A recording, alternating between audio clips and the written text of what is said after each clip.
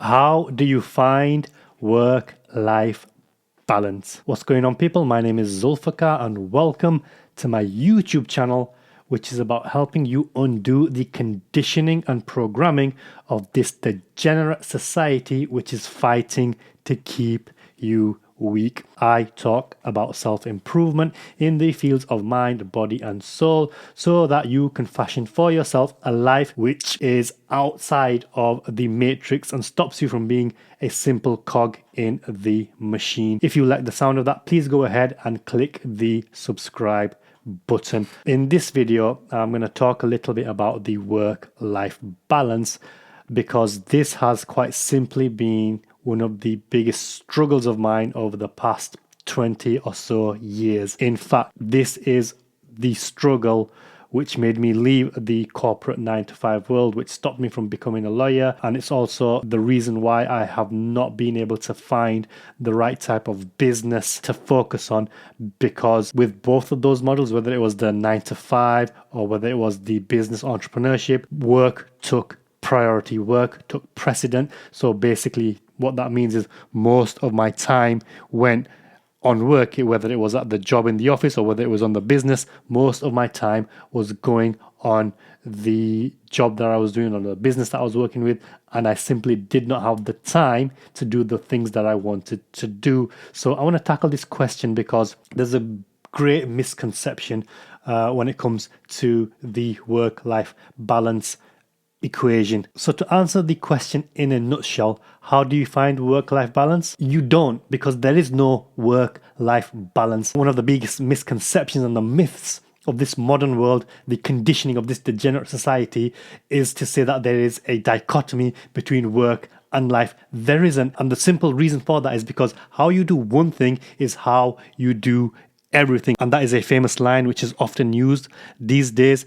And it holds true because with work, like literally you're spending 8 to 10 hours a day doing something. Now, for you to spend 8 to 10 hours a day doing something and expect that to be separate and not part of your life, it's just ridiculous. It's just naivety. Like, it's silly. There is no difference. It is going to impact you. It's going to impact the rest of your life. It's going to impact your energy. It's going to impact your demeanor. It's going to impact your personality. Is going to impact how you hold yourself. It's going to impact how you present yourself. Like, there is not a chance in hell that you're going to do something for 8 to 10 hours a day, whether it's at work or whether it's in a business, and think that that can be separated and it's not going to have an impact on the rest of your life. That is just, like I said, complete naive thinking, and it is silly. So the idea that you can separate work and life, you can try, but you're going to fail, because ultimately if you're miserable at work, you're going to be miserable after work. Or if you're miserable at work, you're going to try and find things to do after work which basically deal with that misery, which in turn are probably going to make you more miserable. So what do people normally do with the 9-to-5 job? Like, I remember being in the office and literally it was the same routine week after week, month after month.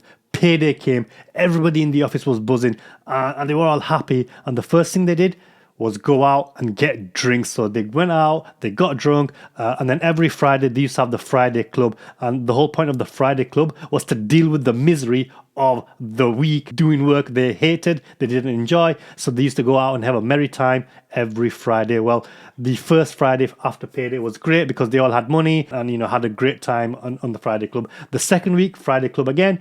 People went out, but not as many as from the previous week. Same thing happens on the third week, and by the fourth week, Friday club is dead. Why? Because they're all broke. They don't have any money anymore. They've spent all the money that they made from their job, and they don't have any more money to go to Friday club. And then what happens again? Payday comes, and it's the same thing again. Now that pattern is similar for a lot of people. Now, they might not go out drinking, but they'll find some other escapist road. Now, that might be movies, it might be a TV series, it might be sports, whatever it is.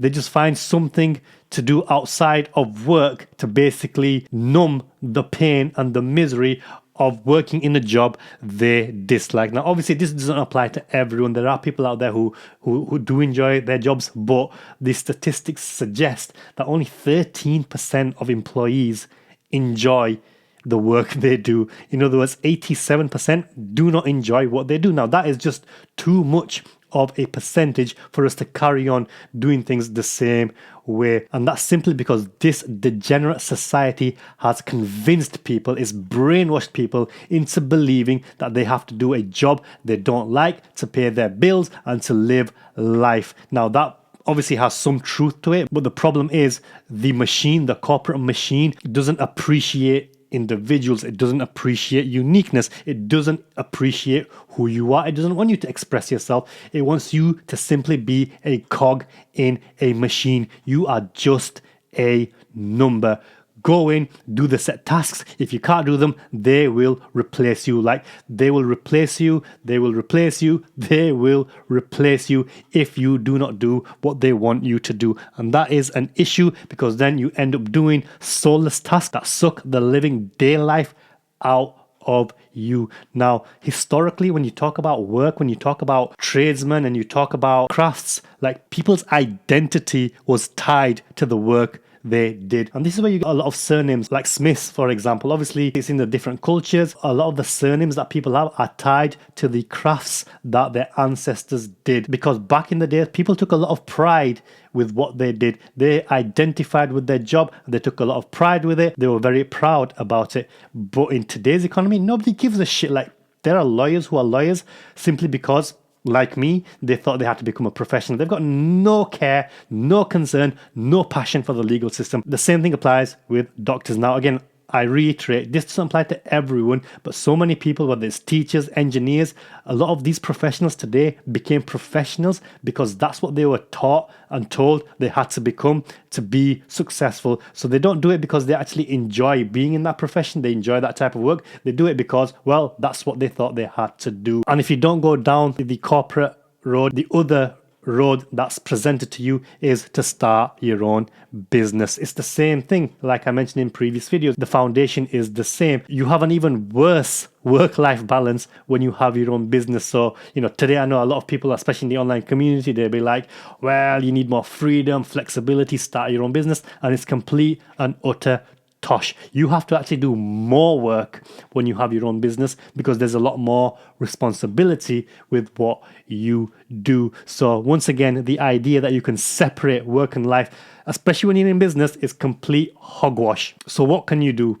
What can you do about this? Well, the first thing is, if you are miserable in your job, if you hate your job, like you despise it, and that's where I was a few years ago, you have to change. You have to change, whether it's a different job, whether it's a different career, you have to find something because you cannot go through life working a job you absolutely hate. It's going to make you miserable, it's going to make you depressed, and it's going to impact every aspect of your life. The good thing today is that you have got so many options. There are so many choices that you can find a different path. It's just going to take obviously a lot of hard work. It's going to take courage, and you've got to spend a lot of time, effort, and energy to make it work. And the other thing that you have to do, whether you've got a job or not, or whether you've got a business, you have to schedule your time. You have to have a schedule. You have to have a calendar. You have to have a routine, and you've got to stick to it with discipline. And this is something that I have really struggled with. Like, I've tried the different models, and your schedule has to work for you. Like, it can't be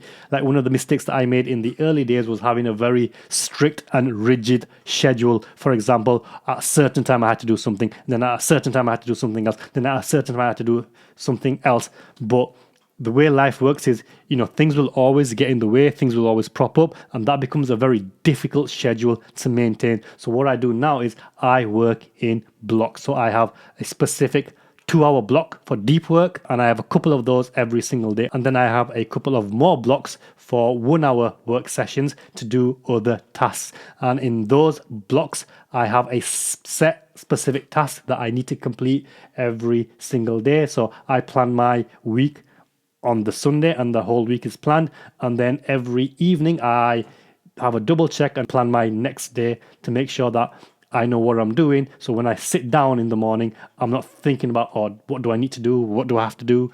I already know what I'm doing, and I can get straight to it.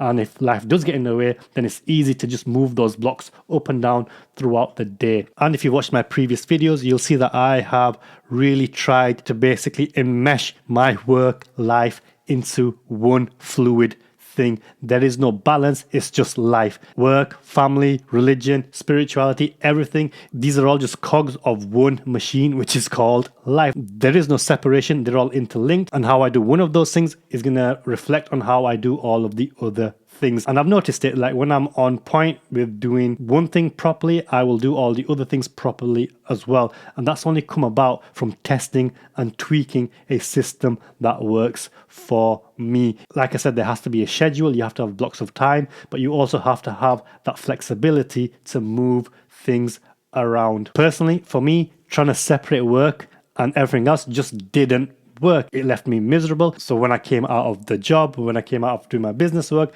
I just didn't have the energy to spend with my family. I didn't have the energy to go to the gym. I didn't have energy to read books. I didn't have energy to do anything. I just didn't want to do anything except mindlessly watch TV or mindlessly scroll through social media. Whereas when you see them all as one thing or different aspects of the same thing, it makes it easier mentally to focus or to allocate your energy so that you can perform at the levels you need to for all of the different things and have a more fulfilling and satisfying life. I hope this helps. Let me know if you've got any questions, any queries. Do you think there is a work-life separation, or is it all just one thing? How do you find it? How do you cope with it? Drop them in the comments below. Make sure you hit the subscribe button, and I will see you in the next video. Take care now.